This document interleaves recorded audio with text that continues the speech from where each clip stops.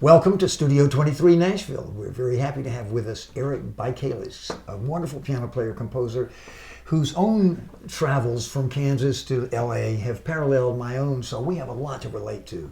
I know we're going to be excited to talk to him today, and you're going to hear some beautiful music. Biggest star we've ever had here.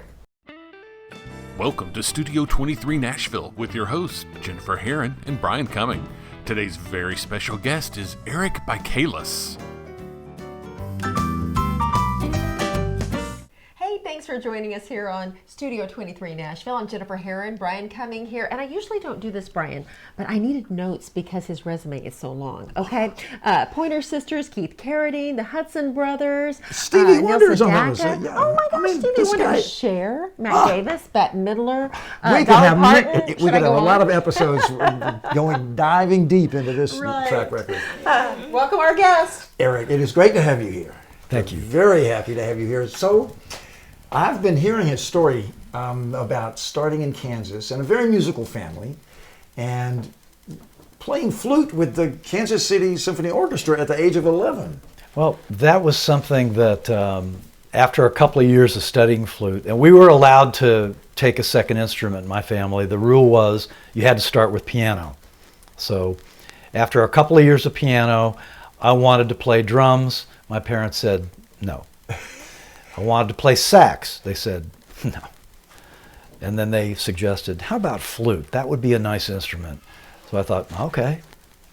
And that's how I got to be a flute player. But I've come to love the instrument, and it was actually my strength when I first did college, and I still play it all the time. Though I love playing flute. You were saying you had a lot of classical training to begin with on piano, but then you heard people like Hubert Laws and Herbie Mann that might have led you into the jazz. Yes. My brother-in-law at the time, my future brother-in-law at the time, turned me on to all kinds of jazz and pop artists that I had no idea about because I was sort of sheltered from all that. We were just taking lessons at the conservatory and doing classical music. But when I heard Ramsey Lewis on piano and Hubert Laws and Herbie Mann on flute, that was it. That changed the world for me. And now I had something that I could really shoot for. And I didn't even really know what I was doing. I just loved the music so much that when you're a kid, you don't think about how much, is this a lucrative profession? Not really. I didn't get to think about that until about 10 years ago. Yeah. But really, the love of the music, that's really the driving force. It's everything. And so when I got turned on to those people, it changed my world. And at that point in time, this would have been the late 60s, there really wasn't a lot of educational institutions that could teach that sort of thing. So you learned it on your own. You learned it by ear. That was fine with me. I wore out quite a few records, that became unplayable because I kept moving the tone arm back so that I could learn that one riff, and then, I can still play those records. What was the 8-track tape that you wore out? No, that was of Mark Jordan, one of my idols on keyboards. Yeah. Now, when I was in college, I discovered a Dave Mason record called Headkeeper, and it had the most amazing keyboard player. And when I heard that, that was it. I wanted to be able to play like that guy. I didn't know who he was or anything else. I didn't know that later on I was going to meet him and actually become friends. Yeah. But at that point, he is amazing. He is, and we're glad that we've had Mark as a guest on this show. I know, he's been a wonderful, amazing guest. So the flute was your first love, and piano second, I guess? Piano first, then flute. Piano first, then flute. Yeah. And you went through school concentrating more on the piano, or the flute rather, and then led into a career with the piano? Piano was my mainstay, but when I got to college and I started majoring in music, I selected flute as a strength because there were just some advantages in doing that for me, but I was a music composition major. So I had already started writing tunes just for fun.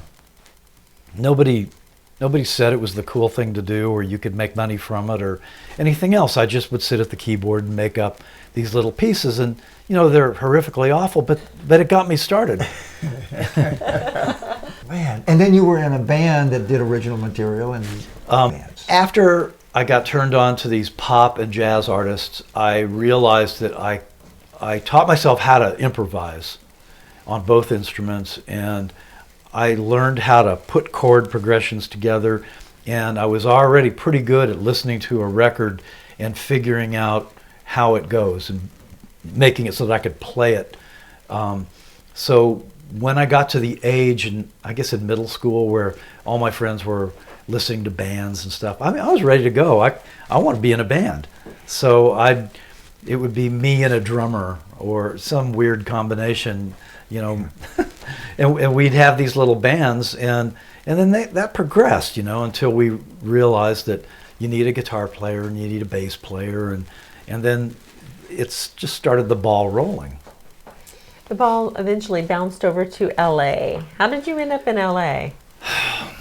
I quit the University of Kansas when I realized that I didn't want to just do classical music and study that for the rest of my life, and I wanted to do other things. I quit school and I got into a band that was called Sanctuary, and this band just took off and it became a regional success. It was a very special band to me, and we were just inducted into the Kansas Musicians Hall of Fame a couple of years ago. But we had an ardent following of people who just loved what we did. And just last week I met a guy at one of my performances who had a recording that he had done 40 years ago of Sanctuary, and his roommate who made the recording gave it to him and said, "Please give this to Eric," because it's just, these things have a way of following you around. So that was the band that really kind of got it all going for me. And after that band, that was my impetus for moving to Los Angeles. We were looking for a record deal. That led to my meeting Mike Post. Mike was a proven record producer at that point, and he encouraged me to move out and become a studio musician. And I thought, I definitely want to do that. And by the time I got out there, Mike was not only a record producer, but he had made inroads into TV composition. So now he was a hot TV composer, and he had done Black Sheep Squadron, A-Team, and Hill Street Blues? Hill Street. He hadn't yet gotten into that, but it was to come. On the way. Yeah. And he said, "Eric, you got to follow me into this. This is perfect for you, being that you're a little, songwriter and piano player, and you can write this kind of stuff." And he showed me how to do it, and I started working with him. And this would be the music we hear throughout the show in the different scenes when they're talking. Okay. Exactly. That kind of sets the tone. And I was one of a stable of guys who wrote for him. That we were all his team. We were not ghostwriters. There was no secret that we were writing this music with Mike, and he was always there when we were doing the sessions. It was all above board.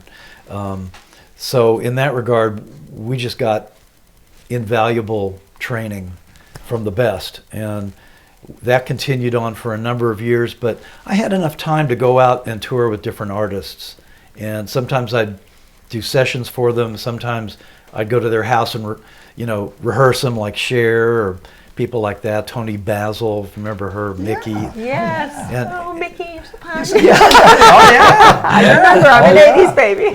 Oh, yeah. So it's like, try this song, and here, try moving it up a half step. No, do it back down, and you just work with them until they had it where they wanted. So that was kind of the rehearsal thing. I did that with Mac Davis, and then sometimes you'd be in the studio with them recording. Sometimes you go out on the road with them, and I wound up touring with several people, and then along came Neil Sedaka, and I had to audition for that job. And there were all the usual suspects at the audition, all the keyboard players. Like myself, they're kind of up-and-coming guys, and I see them around town, and, oh, this guy plays for so-and-so, and this other one has done this, and every one of them could have played for Neil. There was no question about anyone's capabilities. But, one guy gets selected for who knows why. Yeah. I happen to get that, and 34 years later, I'm still doing it. Wow, you've been with Neil that long? 34 years. That's amazing. It really is. I thank my lucky stars that I got that gig. Well, we've been talking about your great piano playing, so why don't we hear one of those songs right now, Brian? What do you say? Right. How about this one called Healer's Wish? Healer's Wish. Yeah, this is is a very new song. recent song. Brand new song, hot off the press. It's not a week old. Wow. Well, I'm honored to have you perform it here. I hope I remember it. Well, let's see. Okay.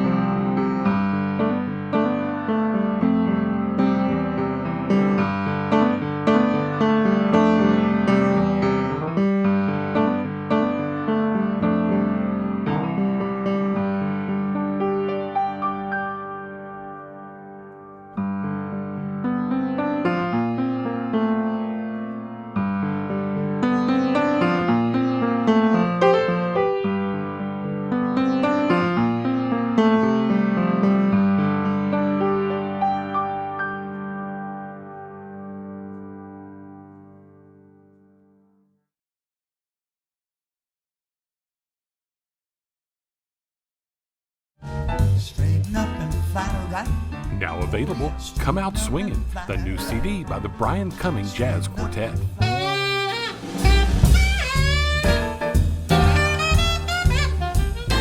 Come Out Swingin' is available at studio23nashville.com and all major digital retailers.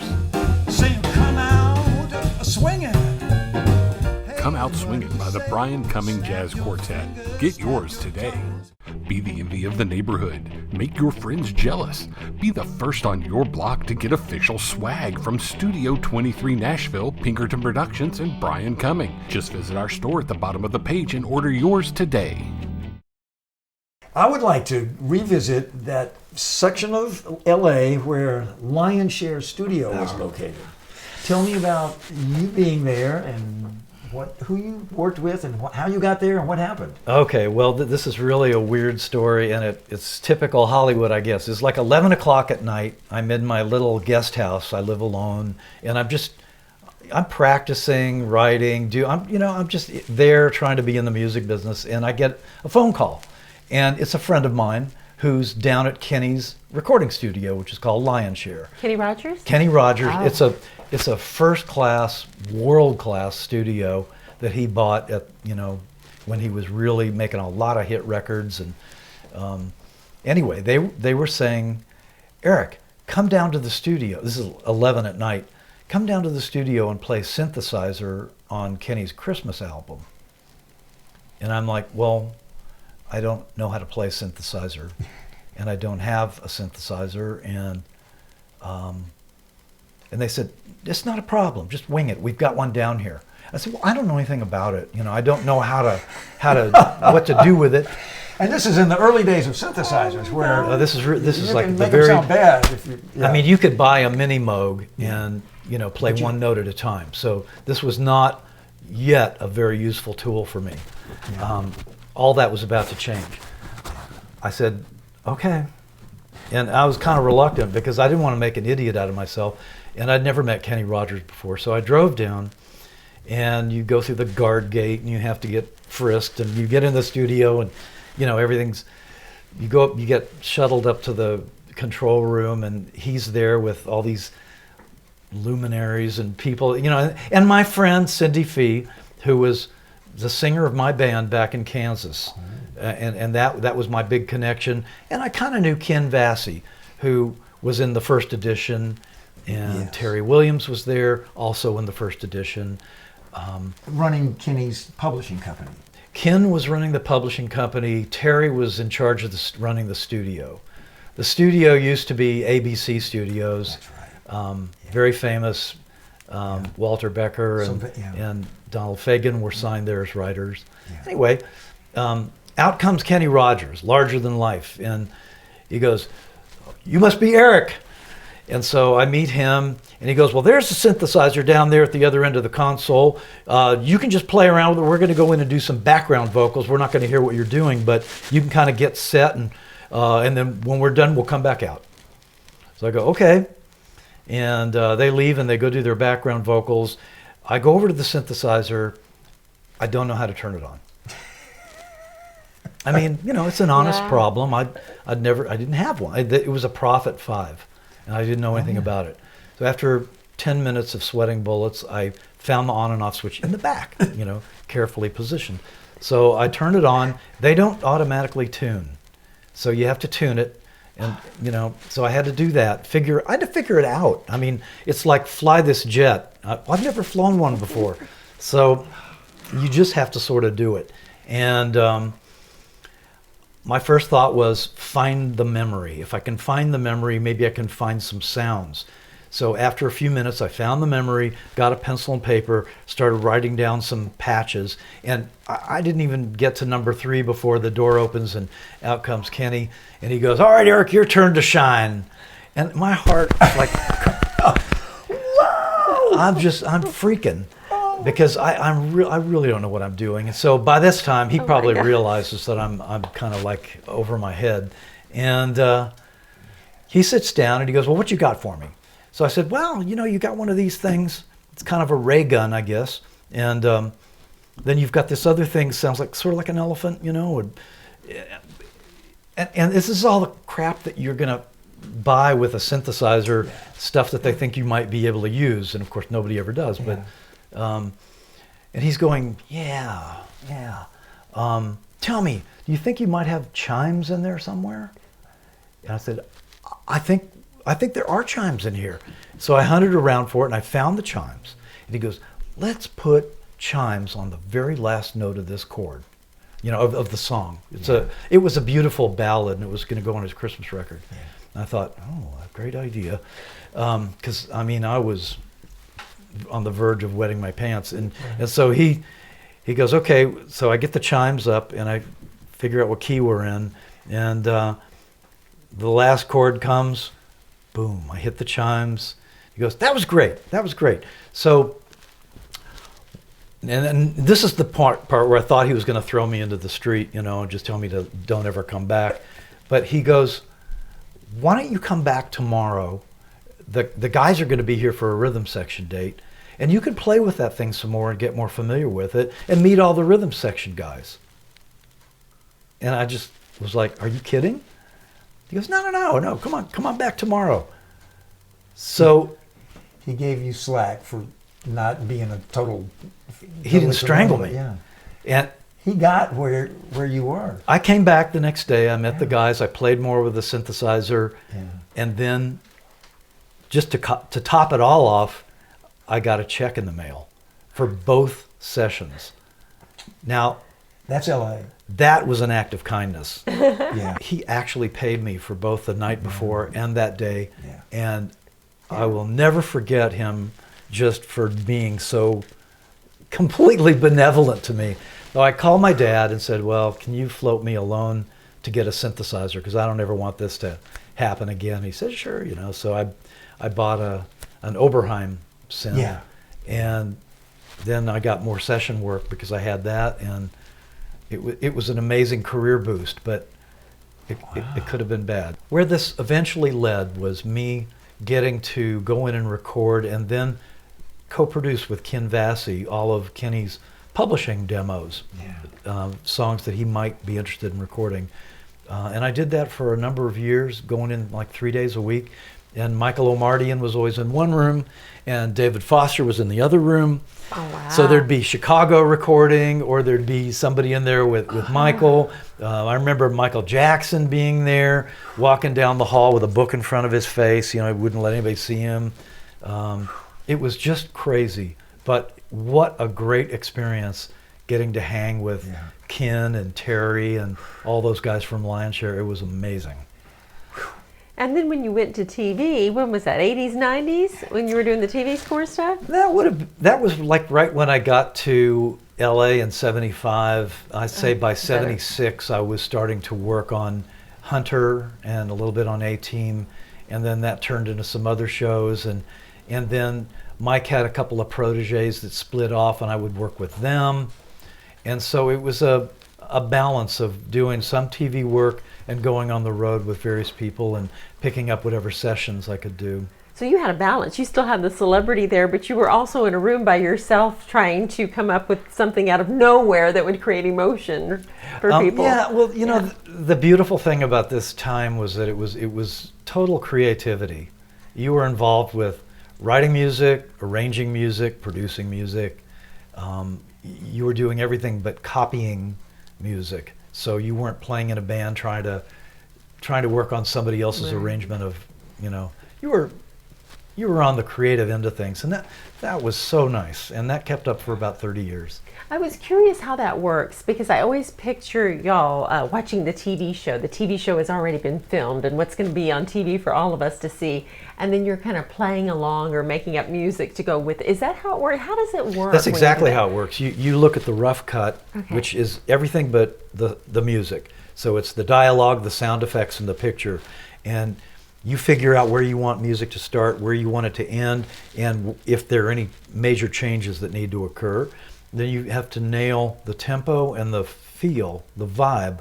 Like, what kind of a scene is it? Is it a love scene or a threatening scene? And what's the deadline like? How long do you have? I mean, is this spur of the moment? Less than 48 hours. Really? To write for a 35-piece orchestra. You had to really, you had to really produce and know what you were doing. Well, I didn't know what I was doing. I had to learn on the fly, and so it meant staying up all night long. You learned how to orchestrate. I didn't know till I got out there, and I was studying with a man named Albert Harris, who taught me how to orchestrate. And then some of the other guys on Mike's team were very kind in showing me how to do certain things that would. So we got by, and it was good. Not everybody did. I saw some people get chewed out. Oh. Oh yeah. Well, the shows wouldn't be the same, just like the old soap operas. You know, you had to have that dramatic music come in there. Oh, yeah. Speaking of stirring up some emotion, how about another one from the studio? Oh, yeah. I think you have a very recent song that is inspired by waking up with your wife. Yeah, this one is called Morning Angel, and it's inspired by my lovely wife Kai, and we're not even married 3 months yet.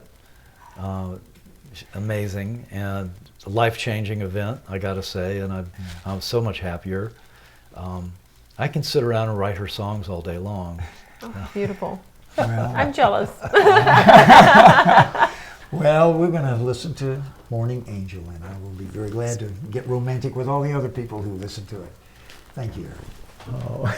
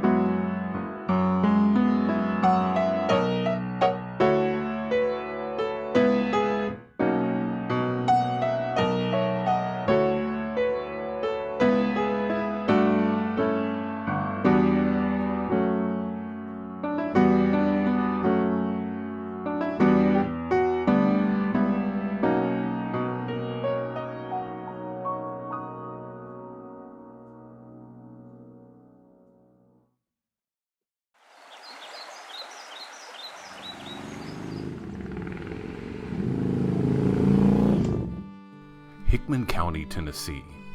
It feels a lot like home, or how home should feel. Come by, sit a spell.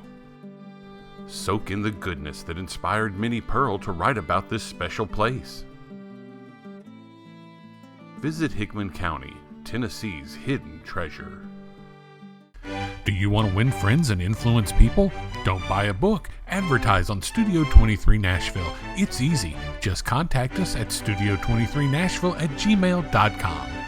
Eric has been talking to us about all the great TV shows he played on. Can you give us just a flavor? We've been talking about the music that helps define those emotional moments and conversations. I remember going over to Mike Post's house early on, and I had already written for a couple of the shows, and I was just hanging with him back in those days, and that was a fun thing to do. And he goes, "Hey Eric, I got this new tune for a new show that I'm doing, and let me play you the theme." It goes like this. It goes, and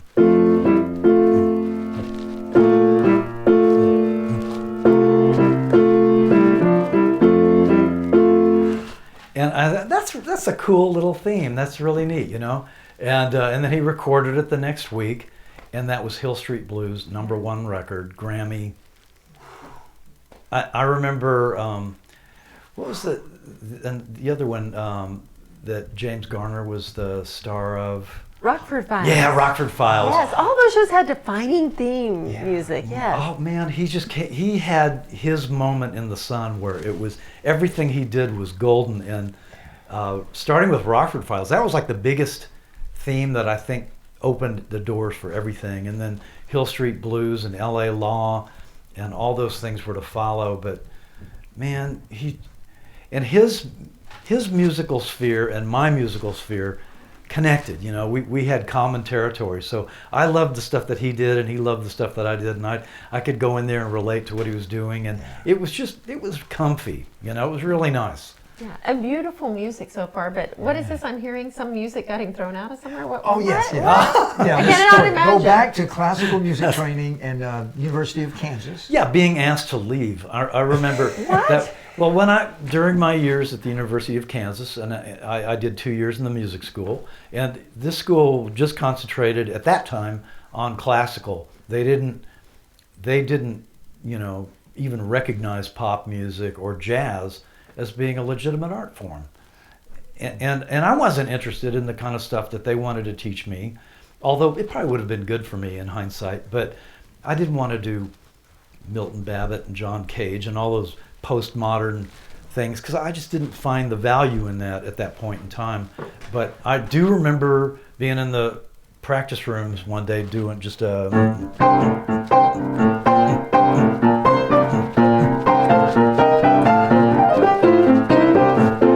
And knock on the door. "What are you doing?" "Just playing." "Well, you know, why don't you just come back another time when you're ready to do what you're supposed to be doing for school?" And I actually got thrown out of the practice room. For Boogie Woogie. Yeah. I like it. It took you where you were supposed to go. No, exactly. That's so interesting. Amazing. And it's still a very logical extension of starting with the Chopin, the Beethoven, and the stuff that you got exposed to and learned how to play. I love classical music. I will never stop loving classical music, and I listen to it all the time. I still have a repertoire of pieces that I kind of know, and sometimes I let them slide for a while, and then I go back and I relearn them, and I can usually play one or two of them. But they're, you know, classical music is terrific, and it's always... But if you wouldn't have branched out, you wouldn't have become an artist in your own right. It really affected the way I write and the way I think of music, the way it's organized, because classical music is all that Western traditional stuff from Europe, and it formed our entire basis of music here. You know, now I'm a teacher. I teach at a university. Well, that's right, about music. The Academy of Art, San Francisco. And I'm an online instructor. I teach music theory, film scoring, and arranging. And so now I have to explain to my students how things work. And that's a great teacher in itself, to learn to articulate abstractions. And I've been doing that for about 5 or 6 years now. I love it. Eric, you went to Belmont for a while when you moved to Nashville. Is that right? I did. I finished my degree there. It damn near killed me, but I finished the degree. Was this a master's in composition? Or? You would think, but it wasn't. It was only a bachelor's, Oh. and it was in composition. And I didn't have the degree from KU because I quit, and I moved out to LA and never looked back. But then when I moved to Nashville, and we had remember the little recession? Yeah. There was nothing to do. So I went back to Belmont and finished. I actually went there looking for a job as a teacher, and they said, your resume looks really nice, but we can't hire anybody that doesn't have at least a master's, and hopefully you're working on a doctorate. Yeah. So I thought, okay, well, that's the end of it. And they said, why don't you enroll here and finish that degree? You'd probably feel great about being a college graduate, and which was true. Yeah. And so I gave it a try, and it took me 2.5 years. I was already in my 50s, so this was really difficult to go back and do what students do. Jump through all those hoops and not get paid. Yeah. And stay up all night doing assignments for teachers that make it seem as though their class is the only one you got to worry about. It was difficult. I would be curious about your observations about how the music education in particular had changed from the time that you were at KU to Belmont. It was 2 decades later, I guess. And we know that a lot of music schools, in fact, Belmont itself is a great example of how a music faculty, a music curriculum, really reflects much more popular music and the things that were missing earlier. Even KU accepts jazz and pop music Oh, now. really? I don't think they're throwing anybody out of the practice room for. No. Belmont is a fantastic school, and the faculty is second to none.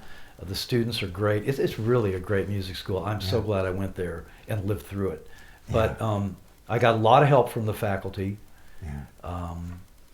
and it's changed, I think, all over the country because I think that they've learned to embrace what is needed for a real career in music, of which classical music is just a part of, not the whole ball of wax.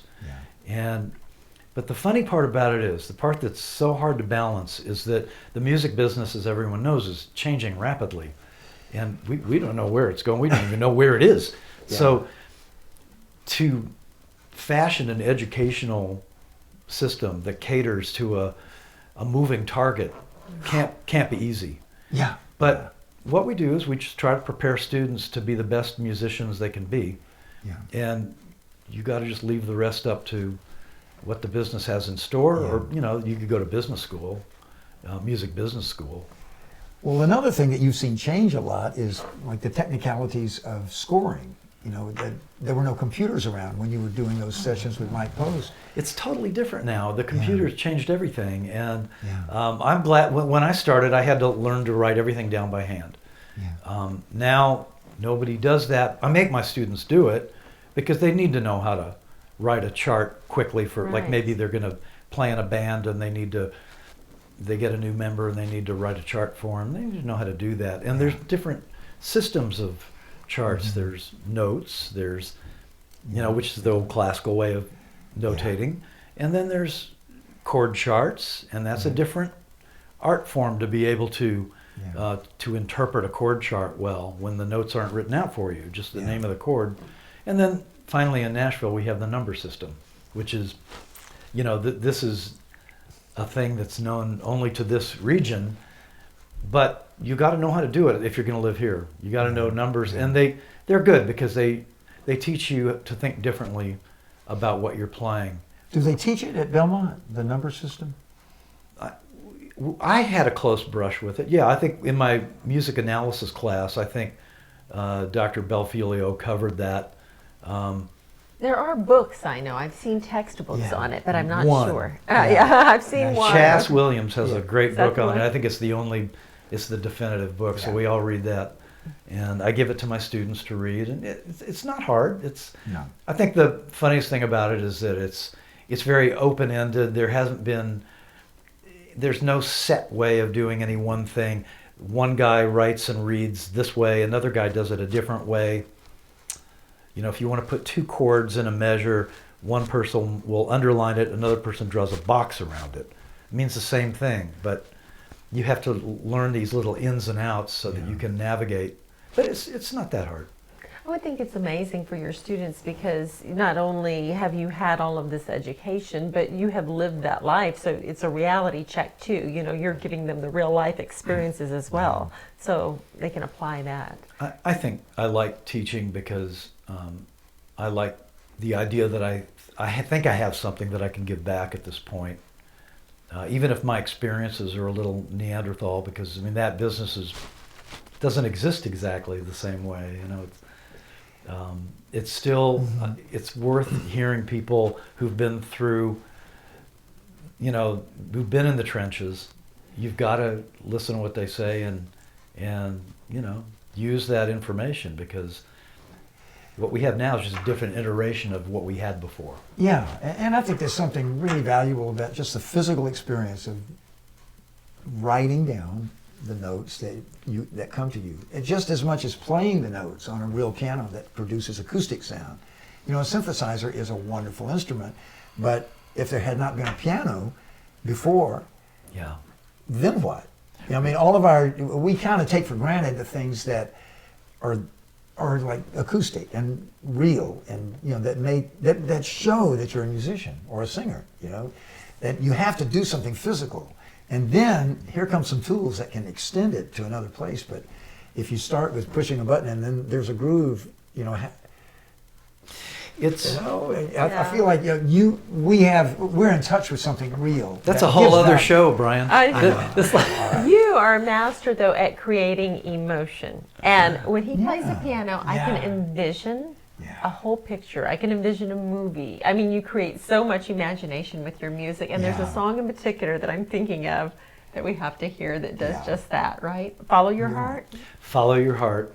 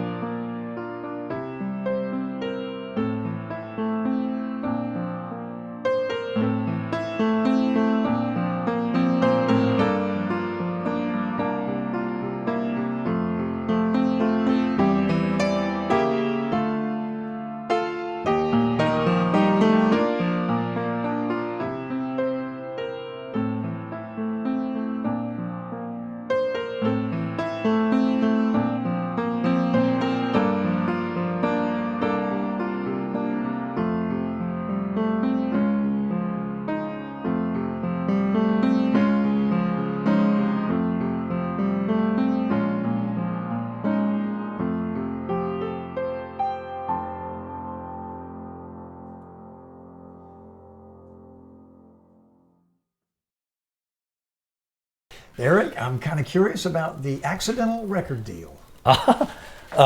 When toward the end of my stay in Los Angeles, I just did a project like any project you would do, it was to write music to a video.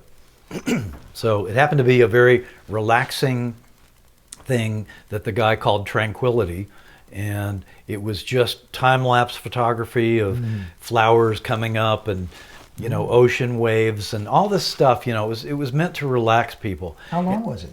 Well, it was 45 minutes, so it was like, Wow. So he needed musical segments, and he asked me if I'd be interested in writing music to that, and I thought, yeah, I would love to do that. And I didn't know anything about New Age music per se, but because of the nature of the video, you have to write something appropriate. So it was a lot of slow-moving notes, and the other stipulation was that it had to be all electronic, that we couldn't, because of the recording process, we were limited. We couldn't use any acoustic instruments, no piano, no flute, nothing so it was all synthesizer. What I did was score various sections of it, doing it the way I was taught to do it, which was to write out all the parts, at least in a 5-line sketch. And I figured I could flush it out, from there. But I had everything all sketched out, and this from my training in TV. I mean, the tempo markings are all exact. Everything is in place. And I went to a studio a friend of mine owned that had tons of synth gear. And I went wild, and we made this record called Tranquility, and it turned out really cool. It was actually very simple, and a lot of simple themes, and it worked well with the picture, so everybody was happy. They were taking it around to trade shows, and the people at trade shows were going, yeah, we love it. Could we get a copy of the music for our car or to play at home? And that's when the guy that owned the video company thought, maybe we should make a record company out of this, and Eric can be our artist.